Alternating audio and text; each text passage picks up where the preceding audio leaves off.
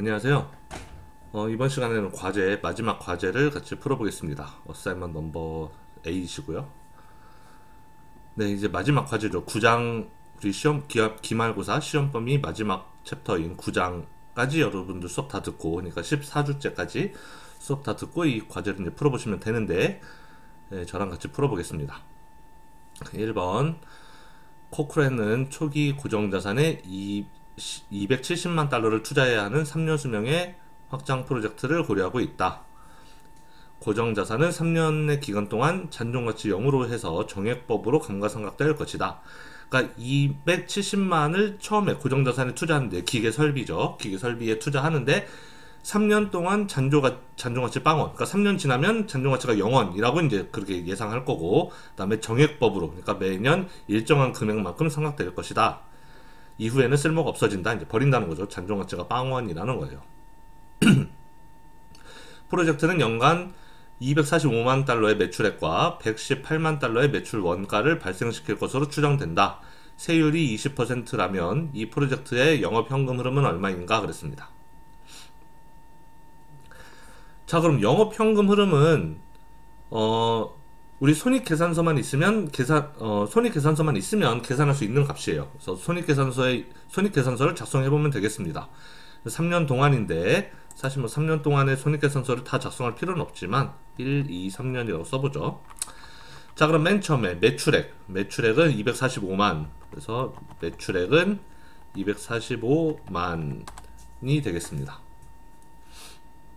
그래서 1, 2, 3년 뭐 똑같다는 거죠. 그 다음에 매출 원가는 이제 코스트는 얼마죠? 118만이라고 써 있습니다.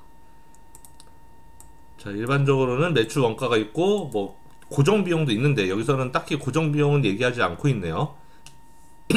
문제를 간단하게 만들고 있는 거죠, 지금.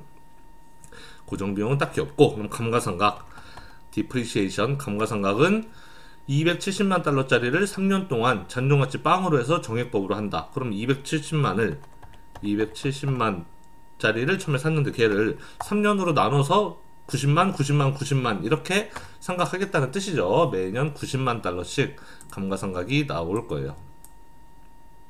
자, 그럼 다 끝났습니다. 그러면 EBIT는 매출액에서 비용 빼고 감가상각 빼면 EBIT가 나오는 거죠. 아마도 매년 같은 금액일 거예요. 위에 다 똑같으니까. 자, 그러면 여기서 이제 이자 빼고 세금 빼면 되는데, 우리는 프로젝트의 현금 흐름 계산할 때는 이자와 같은 금융 비용은 고려하지 않는다 그랬어요. 그래서 이자는 없다 치고 바로 세금으로 넘어간다 그랬습니다. 세금은 세율이 20%라고 했으니까 여기에 20%만 붙이면 되겠죠. 0.2 곱하면 세금이 나올 거예요. 뭐 다른 해도 EBIT가 다 같은 금액이니까 세금도 다 같겠죠. 자, 그럼 다 끝났습니다. 영업현금 흐름 오퍼레이팅 캐시플로우는 EBIT에서 감가상각을 더하고 세금을 빼면 되니까, 그러면 끝났죠. 그래서 매년 다 똑같은 금액일 거예요. 119만 6천 달러가 되겠습니다. 그래서 이 프로젝트의 영업현금 흐름은 1, 2, 3년 다 동일한 금액인데 119만 6천 달러. 자, 그 다음 문제 2번. 수명이 4년인 프로젝트에 사용된 어떤 자산은 과세 목적상 수정가속상각법에서는 5년 자산으로 분류된다. 이제 5년 자산이라고 써 있으면 이제 6년 동안 상각을 한다 그랬죠. 1년 더 붙여서. 그래서 6년 동안 상각을 할 거예요. 6년 상각 스케줄은 여기 이렇게 밑에 표에 나와 있고요. 이 자산을 구입하는데 840만 달러의 비용이 들었으며, 처음 초기 비용이 840만 달러 들었다는 거죠. 프로젝트 말에는 4년 프로젝트라고 했으니까 4년이 다 끝나고 나면 그 자산을 160만 달러에 매각될 것으로 예상하고 있어요. 자, 그럼 세율이 20%라면 이 자산의 세후 처분가치, 세후 잔존가치는 얼마인가 그랬습니다. 자, 그럼 이 비율을 그대로 써먹어 보죠. 세로로 쓰는 게 좋으니까 이거를 세로로 씁시다. 세로로 이렇게, 네, 이렇게 하고, 다음에 여기 감가상각부터 써보죠. 감가상각이 매년 어떻게 되는지. 디프리시에이션 감가상각은 초기 비용 840만 달러가 비용이니까 840만 달러에서 곱하기 이 비율만 곱해주면 되죠. 근데 지금 이 비율이 20이라 써있는데 우리 이거 퍼센트로 바꿉시다. 20%로 퍼센트로 써져 있어야 되는데 퍼센트로 바꿀게요. 이렇게 다. 그러면 이제 바로 곱해질 테니까요. 그래서 다시 한번 해보면 840만 달러가 초기 비용이었어요. 여기 문제 있죠. 840만 달러. 이거 곱하기 이 비율만 곱해주면 되는 거예요. 그 다음 연도도 똑같이 840만 달러 곱하기 32%. 그래서 나머지도 다 이렇게 곱해주면 됩니다. 다 똑같이 840만 곱하기 예 하면 되는 거죠. 이 수정가속 삼각법에 따르면 이 비율은 다 합치면은 100%라 그랬고, 다 합쳐봅시다. 다 합쳐보면은 얘는 100%가 나와야 되고, 여기도 다 합쳐보면은 삼각을 100% 했으니까 당연히 초기 비용 840만이 모조리 다 삼각이 되어야 되겠죠. 합쳐보면은 840만이 이렇게 나와야 돼요. 자, 당연한 것이고. 자, 그러면은 이제는 장부 가치를 계산해 보겠습니다. 감가상각을 매년 했으니까 1년 지나면 168만 어치를 상각해야 되니까 그만큼 가치가 떨어져야 되죠. 1년이 지나면 처음 시작할 때 비용은 840만이었어요. 840만이었는데 거기서 이만큼 가치가 떨어진 겁니다. 감가상각만큼. 그래서 168만만큼 떨어졌으니까 1년 지나면 672만으로 가치가 떨어졌겠죠. 자, 2년째 또 가치가 떨어져요. 원래 672만이었는데 268만 8천만큼 또 상각을 해야 되니까 이만큼 가치가 줄어들어야 되겠죠. 또 당연히 3년째도 원래 2년째 말의 가치에서 3년째 상각대만큼 떨어져야 되고, 그래서 이렇게 매년 이만큼 떨어뜨리다 보면은 마지막에는 빵원까지 떨어진다 그랬습니다. 수정가속 삼각법은 100%를 다 상각하는 방식이기 때문에 마지막까지 상각하면 0원까지 떨어져야 된다 그랬어요. 자, 그럼 이제 이게 이제 법대로 상각했을 때의 결과고, 장부 가치의 결과고. 그런데 4년짜리 프로젝트라 했죠. 지금 이 프로젝트는 4년짜리예요. 여기서 끝나요. 4년짜리인데 4년 뒤에 이 기계를 160만에 매각할 거라는 겁니다. 잔존 가치는 4년째에 160만이라는 거예요.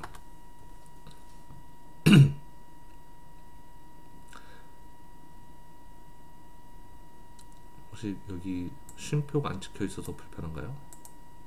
불편하다면. 네, 잔존 가치는 160만이라는 것이고, 그러면 장부 가치는 140 얼마인데 실제 매각 대금은 160만이에요. 그러면 우리는 감가상각을 너무 많이 한 거예요? 아니면 덜 한 거예요?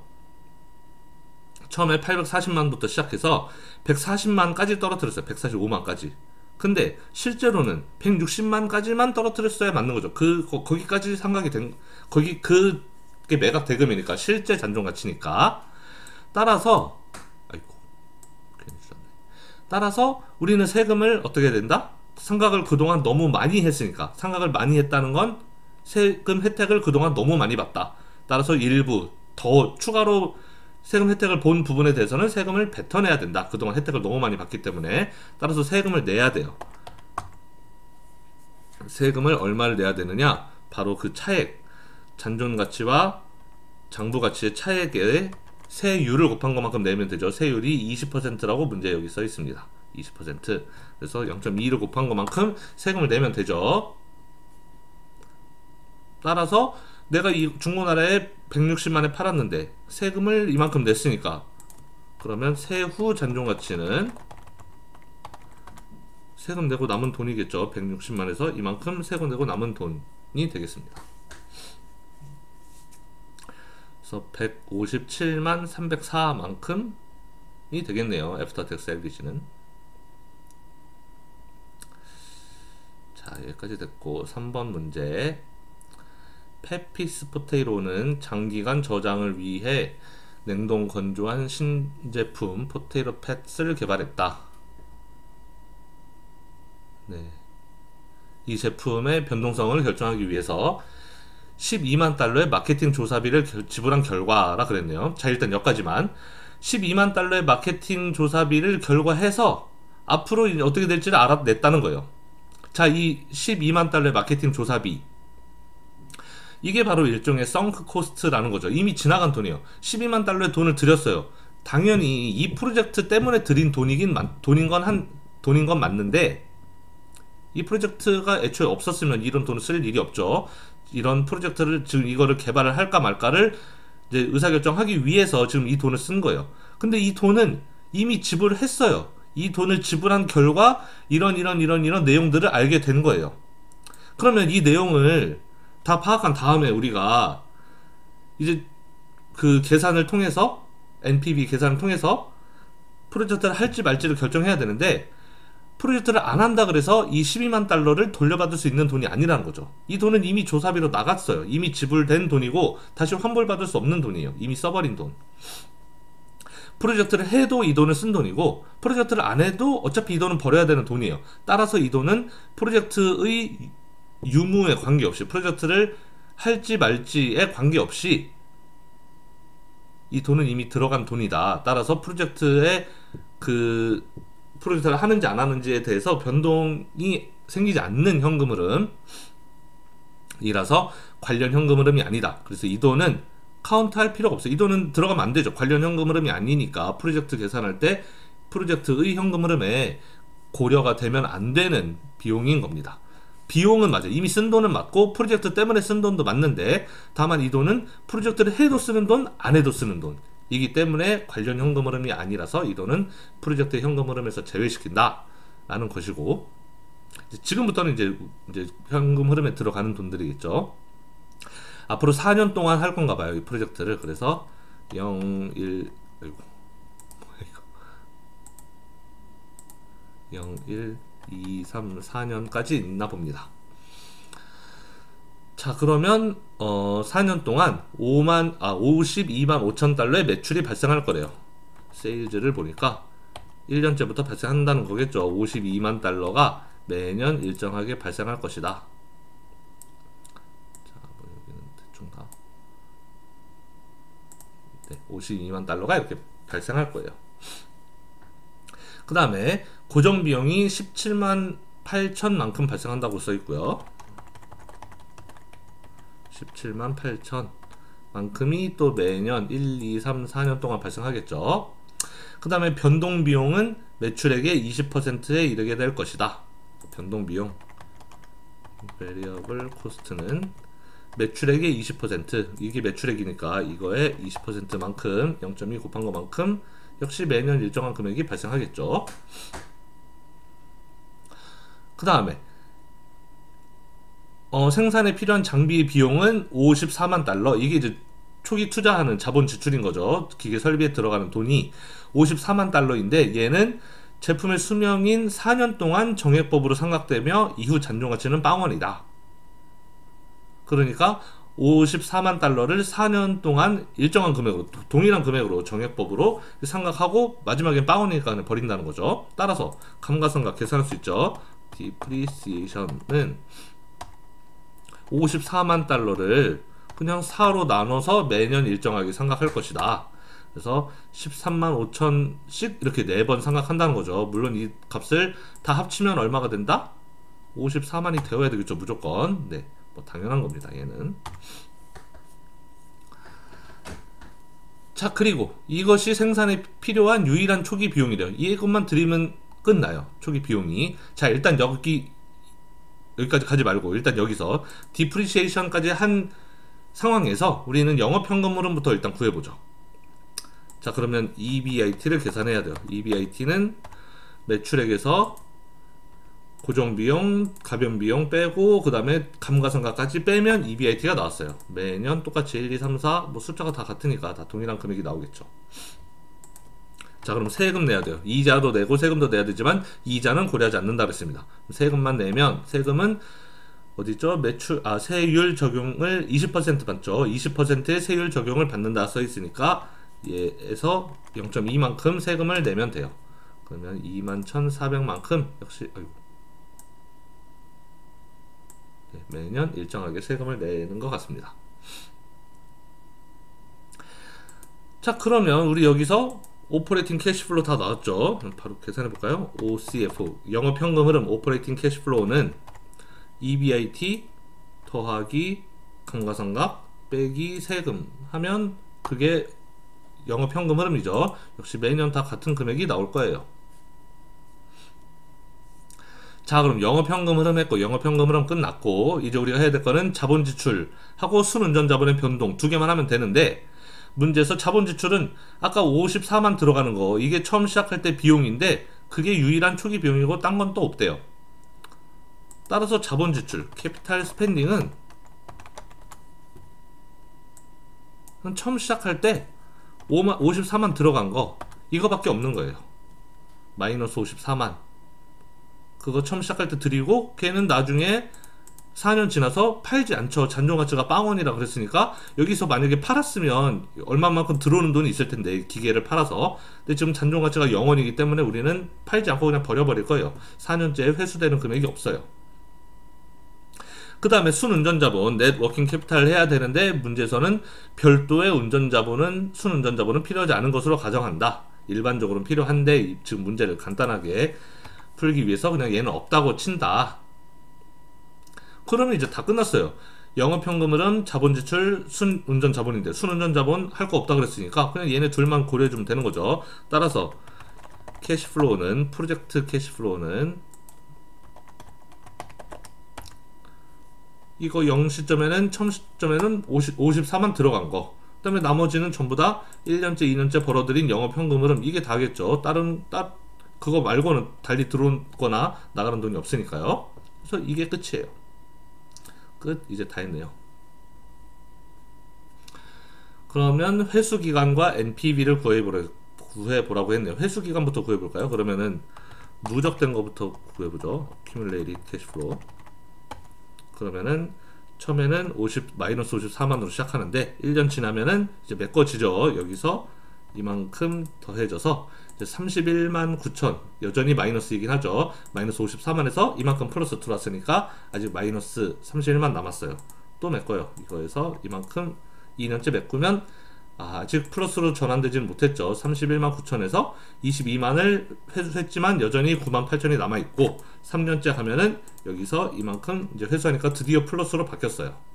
4년째까지 가면은 뭐 완전 34만 이렇게 플러스가 되고, 그러면은 2년째까지는 마이너스 했는데 3년째는 플러스가 된다는 걸 알게 됐죠.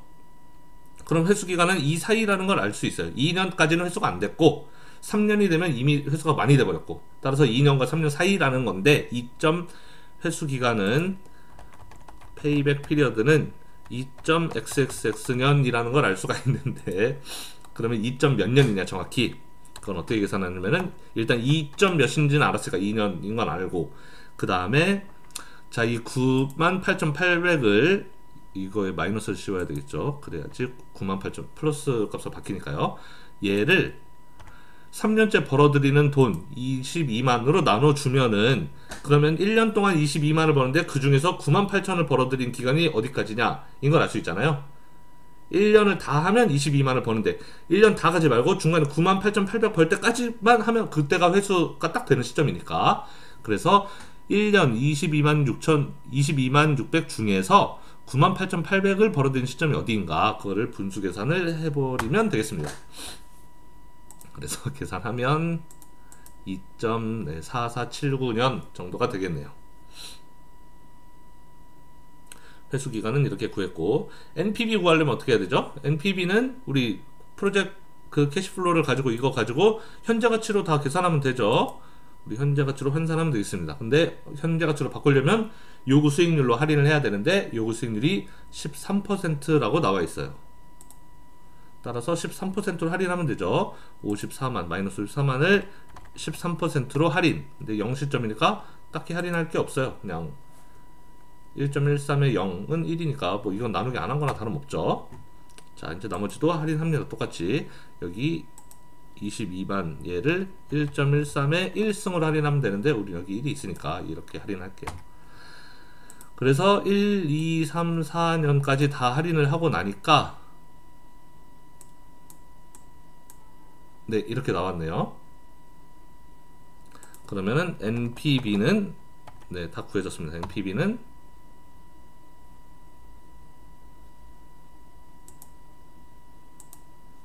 네, 이거 싹 다 더하면 되겠죠? 이거 5개 다 더하면은 NPV가 되겠습니다. 순현재 가치 각각의 현금 흐름을 다 현재 가치로 환산한 거 다 더해주면은 NPV는 11만 6,168.37달러 이렇게 나오네요.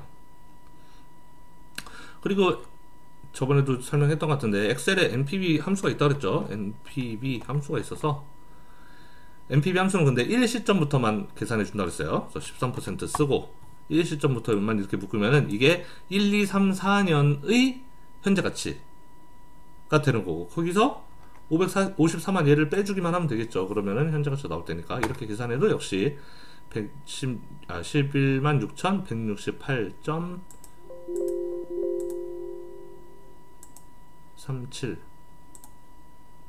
4 이렇게 똑같이 나오겠습니다. 자, 그래서 뭐 이렇게 우리들은 이렇게 계산하면 되죠. 이제 계산기로 할 때는 엑셀을 쓴다면 이렇게 간단하게 할 수도 있다라는 것이고요. 네, 그래서 이런 식으로 문제를 푸시면 되겠습니다. 수고하셨습니다.